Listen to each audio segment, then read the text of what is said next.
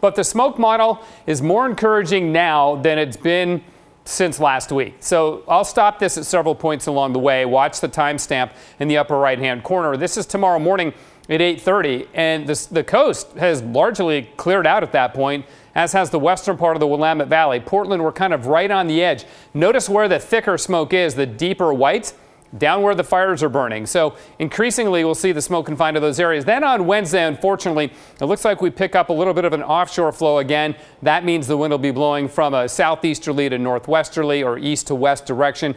That's going to push some smoke back over the Portland area again on Wednesday. So the improvement that we get in the near term, in the next 24 hours or so, will be fairly short-lived. But that smoke on Wednesday morning gets pushed aside Wednesday evening, and things will improve again. On Thursday, maybe a little more smoke there.